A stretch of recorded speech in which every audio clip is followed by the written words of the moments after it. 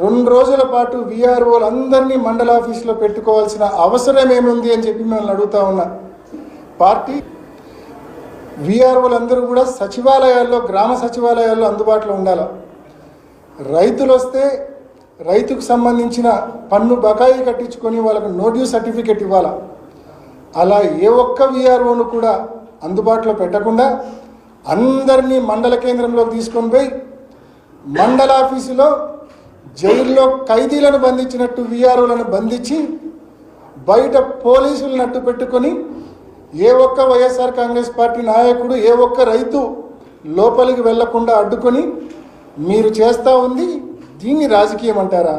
ఇది చేతకాని దద్దమ్మలు చేసే రాజకీయం. ఇది ఇంకా మాట్లాడాలంటే పల్లెటూళ్ళ భాషలో చెప్తే ఫీల్ అవుతాడేమో ఆయన.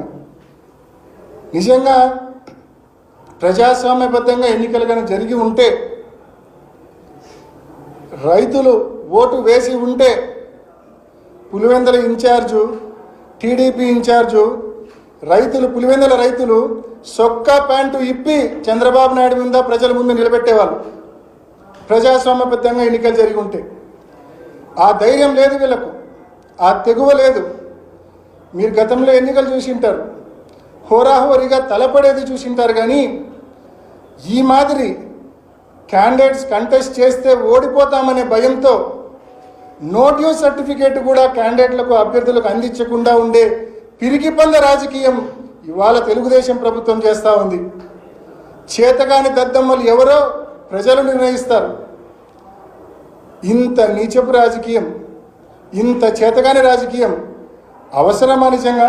దీనికి మళ్ళా ఎన్నికలని పేరు. మొత్తం జైల్లో ఖైదీలను బంధించినట్టు బంధించి వీఆర్ఓలందరినీ మండల ఆఫీసులో పెట్టి పోలీసులను అడ్డు పెట్టుకొని ఏ ఒక్కరికి కూడా నో డ్యూ సర్టిఫికేట్ ఇవ్వకుండా మరి మీరు చేసిన ఈ తతంగం ప్రజాస్వామ్యబద్ధమా? ఇది నేను క్వశ్చన్ చేస్తూ ఉన్నా. వీఆర్ఓలందరూ గ్రామ సచివాలయాల్లో అందుబాటులో ఉండకుండా ఎందుకు మండల కేంద్రంలో ఖైదీలను బంధించినట్టు బంధించావు అని చెప్పి నేను క్వశ్చన్ చేస్తూ ఉన్నా. ఇక్కడే అర్థమవుతా ఉంది కదా ఎలక్షన్ ప్రాసెస్ ఏ రకంగా అపహాస్యమైంది అనేది ఇక్కడే అర్థమవుతా ఉంది కదా స్పష్టంగా ప్రతి ఒక్కరికి. 13 నిన్న ఉదయాన్నే కవరేజ్ చేయడానికి వచ్చిన మీడియా వాళ్ళని సైతం మీడియా వాళ్ళపైన కూడా దాడి చేశారు. మీడియా వాళ్ళపైన దాడి చేస్తే మండల ఆఫీస్ లోపల వీఆర్ఓలను బంధిస్తే మళ్ళీ మీకు నో డ్యూ సర్టిఫికేట్ రాలేదని, నో డ్యూ సర్టిఫికేట్ ఎవరు రాలేదని చెప్పి మళ్ళీ అబద్ధాలు మాట్లాడతారు. సిగ్గు ఉండాలా, మాట్లాడితే కొంచెమైనా నిజాయితీ ఉండాలా, నిజం ఉండాలా. మరి ఈ మాదిరి తప్పుడు రాజకీయాలు, ఈ మాదిరి చేతగానే రాజకీయాలు చేస్తున్న నువ్వు ఈరోజు ఊరిలో నీ ఆఫీస్లో కూర్చొని ప్రగల్భాలు పలుకుతూ ఉన్నావు. నిజంగా ఎన్నికలు జరిగి ఉంటే రైతులు, మీ ప్రభుత్వం ఏం చేసిందని రైతులు మీకు ఓటేస్తారా? ఏం చేసింది మీ ప్రభుత్వం? ఎన్నికలప్పుడు ప్రతి రైతుకు 20,000 రూపాయలు డబ్బిస్తా అన్నారు. 7 మాసాలైంది, ఒక్క రూపాయి ఒక్క రైతుకి ఇప్పటిదాకా ఇచ్చిన దాఖలాలు లేవు. ఉచిత పంటల బీమా ఉండేది, ఇప్పుడు ప్రీమియం కట్టించుకుంటున్నావు. మీ ప్రభుత్వం వస్తే ఈ క్రాప్ విధానం తీసేస్తా అన్నావు, ఇప్పుడు అదే ఈ క్రాప్ విధానం నువ్వు ఫాలో అవుతా ఉన్నావు. ఈరోజు పంటల గిట్టుబాటు ధరల పరిస్థితి ఏంది? పక్క జిల్లాలో ధాన్యం పరిస్థితి ఏంది? మరి ప్రతి చోట అట్టర్ ఫెయిల్యూర్ మీరు. మరి అట్టర్ ఫెయిల్యూర్ కాబట్టే రైతులు వచ్చి స్వయంగా ఓట్లు వేస్తే మీ బండారం బయటపడుతుంది. కాబట్టి భయంతో, చేతగానితనంతో వైఎస్ఆర్ కాంగ్రెస్ పార్టీ మద్దతుదారులకు, రైతులకు నో డ్యూ సర్టిఫికేట్ అందించకుండా, వాళ్ళు ఎలక్షన్లో కంటెస్ట్ చేయకుండా అడ్డుకున్న దద్దమ్మవు నువ్వు ఈరోజు వచ్చి మాట్లాడుతూ ఉన్నావు. 1978 నుంచి రాజకీయాలు. మరి ఈరోజు ఆయన వచ్చి పెకిలిచ్చాడంట, కుకుటి వేలతో పెకిలిచ్చాడంట. మొహం అద్దంలో చూసుకో ఒకసారి.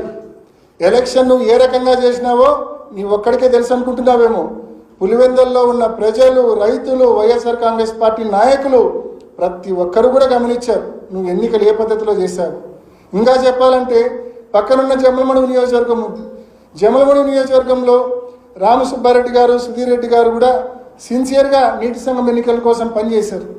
మరి అక్కడ కూడా మీరు చూస్తే నిన్న ఒక వీడియో ఫుటేజ్ కూడా రోజంతా సర్క్యులేట్ అయింది. వీఆర్ఓలందరినీ ఒక వెహికల్లో ఎక్కించుకొని మరి తీసుకొని పోయి దేవగుడిలో ఉదయం నుంచి రాత్రి దాకా పెట్టుకున్నారు. నిన్న ఉదయం నుంచి రాత్రి వరకు మరి వీఆర్ఓలందరినీ దేవగుడిలో బంధించిన మాట వాస్తవమా కాదా? మరి ఇవి కదా దద్దమ్మ రాజకీయాలు, చేతగాని రాజకీయాలు. ఎక్కడ వీఆర్ఓలు గ్రామ కార్యాలయాల్లో అందుబాటులో ఉంటే ఎక్కడ నోటీస్ సర్టిఫికేట్ రైతులకు ఇస్తారో, ఎక్కడ పోటీ వస్తుందో, పోటీ వస్తే ఓడిపోతామనే భయం ఇది కాదా అని చెప్పి అడుగుతా ఉన్నా నేను.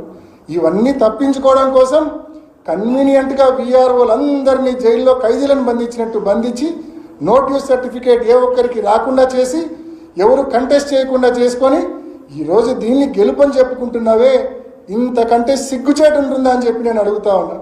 కాబట్టి ఇటువంటి దిక్కుమాలిన రాజకీయాలు పక్కన పెట్టు, పోలీసులను రెవెన్యూ అధికారులను అడ్డం పెట్టుకొని చేసే దద్దమ్మ రాజకీయాలు పక్కన పెట్టు, ప్రజాస్వామ్యబద్ధంగా నడుచుకోమని చెప్పి తెలుగుదేశం నాయకులకు హితువు పలుకుతా ఉన్నా.